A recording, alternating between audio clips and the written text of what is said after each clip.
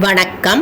All in one zone devotional சேனலுக்கு உங்களை அன்புடன் வரவேற்கிறேன். இன்றைக்கி நம்மளுடைய சேனலில் நாளைய தினம் அமாவாசை வெள்ளிக்கிழமை சேர்ந்து வருகிறது. அந்த அமாவாசை தினத்து சிறப்பு பற்றி பார்க்கலாம். மேலும் அமாவாசை அன்று வழிபட்டதால் குபேரன் அவருக்குரிய நலன்களையும் வளத்தையும் செல்வத்தையும் மீட்டு பெற்றார். அதை பற்றி நாம் முழு விவரமாக பார்க்கலாம். நம்ம சேனலை ஏதாவது ஃபர்ஸ்ட் டைம் பார்க்குறவங்களா இருந்தாலும் சரி, சப்ஸ்கிரைப் பண்ணாமல் பார்க்குறவங்களா இருந்தாலும் சரி, நம்ம சேனலை சப்ஸ்கிரைப் பண்ணிக்கோங்க. கூடவே அந்த பெல் பட்டனை ப்ரெஸ் பண்ணிக்கோங்க. ஆல் என்கின்ற ஆப்ஷனையும் ப்ரெஸ் பண்ணிக்கோங்க. அப்போ தான் நான் போடுற வீடியோஸ் எல்லாம் உங்களுக்கு தினந்தோறும் நோட்டிஃபிகேஷனில் தெரிய வரும். இந்த வீடியோவை ஸ்கிப் பண்ணாமல் முழுமையாக பாருங்கள். அப்போ தான் உங்களுக்கு டவுட்ஸ் இல்லாமல் புரிய வரும். அதாவது மாதந்தோறும் வருகின்ற அமாவாசை தினத்தன்று முன்னோர் வழிபாடு செய்கின்றோம். அதனால் நம்முடைய குடும்பத்தில் வளர்ச்சி மற்றும் நம்முடைய குடும்பம் மேலோங்கி நிற்பதை நாம் பார்க்கிறோம். அதன் அடிப்படையில் குபேர பெருமாள், அதாவது குபேரன் தன்னுடைய செல்வத்தை எல்லாம் இழந்த நிலையில் நிற்கும் பொழுது அவர் அமாவாசை தினத்தன்று அவர் வழிபாடு செய்ததனால் அவருடைய செல்வத்தை மீண்டும் அவர் பெற்றார் என்று புராணங்கள் கூறுகிறது. அதாவது முன்னொரு காலத்தில் அழகாபுரி என்கின்ற ஊர் இருந்தது. அந்த அழகாபுரி என்கின்ற ஊரில் ஒரு முனிவர் வாழ்ந்து வந்தாராம். அந்த முனிவருக்கு குபேரன் என்கின்ற மகன் இருந்தாராம். அந்த குபேரன் சதா சர்வபொழுதும் தெய்வத்தையே நினைத்து கொண்டு கடுமையான தவம் புரிந்தாராம். அந்த தவத்தின் பேரால் குபேரனுக்கு மிகுந்த செல்வமும் மற்றும் அரசாட்சியும் அவருக்கு கிடைத்ததாம். மிகுந்த தவம் பயத்தால் அவருக்கு அரசாட்சி மற்றும் தெய்வ கடாட்சம் பெற்று மற்றும் செல்வந்தர் என்ற பெயரும் அவருக்கு மிகுந்த செல்வம் கிடைத்தது மற்றும் அரசாட்சியும் கிடைத்ததாம். மேலும் குபேரபுரி என்கின்ற அழகாபுரி என்கின்ற ஊரில் குபேர பெருமாளுக்கு மிகவும் விலை உயர்ந்த கற்களால், அதாவது மாணிக்கம், வைரம், வைடூரியம், தங்கம் போன்ற மிக்க விலை உயர்ந்த கற்களால் அவருக்கு அரண்மனை கட்டி கொடுக்கப்பட்டது. குபேரபுரி அழகாபுரி என்ற ஊரில் இருக்கும் மக்கள் அனைவரும் மிகுந்த கோடீஸ்வரராகவும் செல்வந்தர்களாகவும் வாழ்ந்து வந்தனராம். குபேரருக்கும் மிகுந்த விலை உயர்ந்த கற்களால் அரண்மனை கட்டியிருக்கும் காலத்தில் மக்களும் மிகுந்த செல்வந்தரனாகவும் மற்றும் பஞ்சம் பட்டினி இல்லாமல் அந்த ஊர் மிகுந்த செழிப்புடைய ஊராகவும் கருதப்பட்டிருக்கிறது. இந்த செல்வந்தரனான குபேர பெருமாளை வீழ்த்த ராவணன் திட்டம் போட்டாராம். ராவணன் இந்த குபேரன் மீது பொறாமைப்பட்டு அவனுடைய ஆட்சி மற்றும் செல்வம், பொருள், நகை எல்லாவற்றையும் கைப்பற்றி அவரை வீழ்த்தி அவரை நாட்டை விட்டே துரத்தினாராம். அதாவது ராவணன் குபேரனை அந்த அழகாபுரி என்கின்ற ஊர்லேருந்து துரத்தி விட்டார். நகை பணம் எல்லாத்தையுமே கைப்பற்றி விட்டு துரத்தி விட்டாராம். இப்போது வெறும் கையோட குபேரன் வெளியேற்றப்பட்டார். மிகுந்த மன வருத்தப்பட்ட குபேர பெருமான் ரொம்ப மனம் உளைச்சலோட மனம் வருத்தப்பட்டு அவர் என்ன வழி என்று யோசித்தார். பிறகு ஒவ்வொரு சிவக்கோயில்களுக்கும் சென்று சிவ வழிபாட்டை மேற்கொண்டாராம். அப்பொழுது ஒவ்வொரு சிவபெருமான் கோயிலுக்கும் ஒவ்வொரு ஊருக்கும் அவர் சென்று சிவபெருமானை வழிபட்டு அவரை நோக்கி கூப்பிட்டு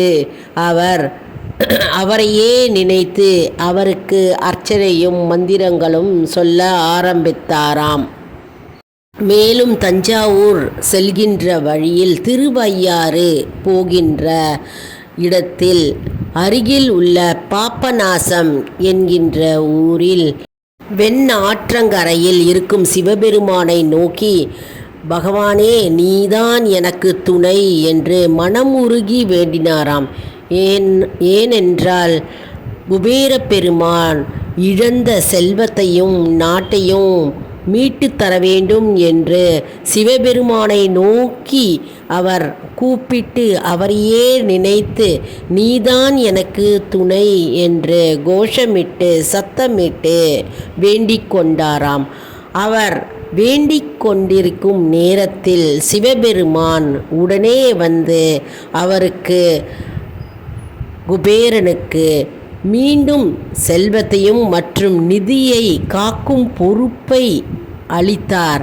மற்றும் வடதிசையில் அவரே ஆட்சி புரிவார் என்று வரம் கொடுத்தாராம். இது ஒரு அமாவாசை தினத்தன்று தான் நடந்தது. தஞ்சம் என்று வந்தடைந்த குபேரனுக்கு இறைவன் தஞ்சபுரீஸ்வரர் மற்றும் குபேரபுரீஸ்வரர் என்று பெயரிட்டார். மேலும் இந்த நிகழ்ச்சியானது அமாவாசை தினத்தன்று தான் நிகழ்ந்தது. அதாவது குபேர பெருமான் ஒவ்வொரு சிவன் கோயிலுக்கும் சென்று சிவ வழிபாடு மேற்கொண்டார்.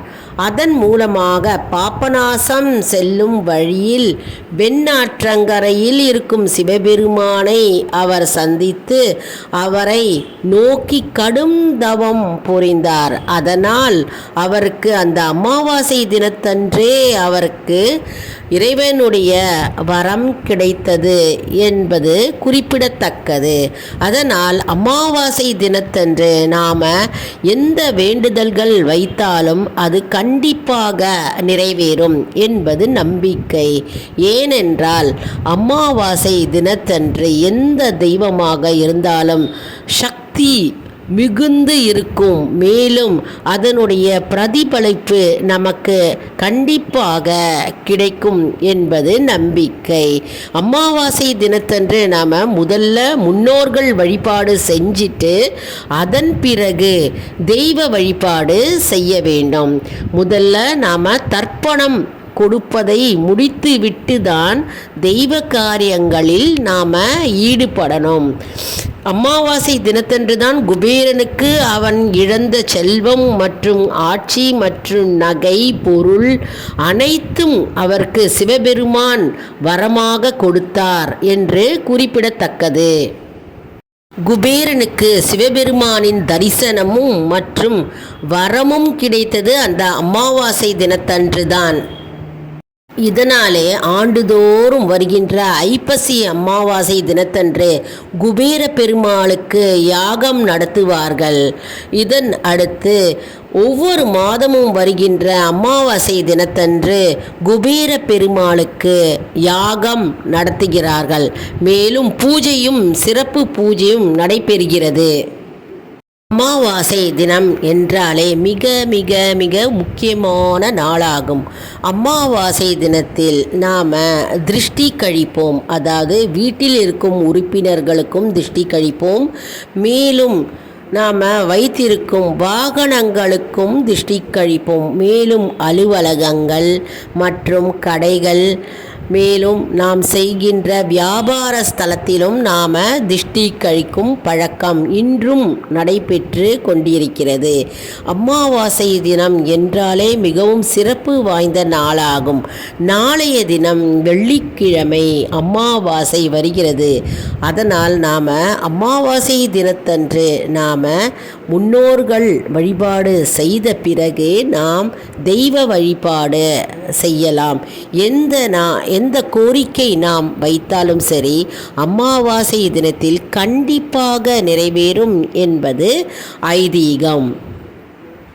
எப்படி குபேரன் அமாவாசை தினத்தன்று சிவ வழிபாட்டில் ஈடுபட்டாரோ அவருக்கு எப்படி வரம் கிடைத்ததோ அதே போன்று நமக்கும் நம் வேண்டுதல்கள் அனைத்தும் அமாவாசை தினத்தன்று நாம் தெய்வத்திடம் வைத்தால் கண்டிப்பாக அடுத்த அமாவாசைக்குள் நிறைவேறும் என்பது நம்பிக்கை.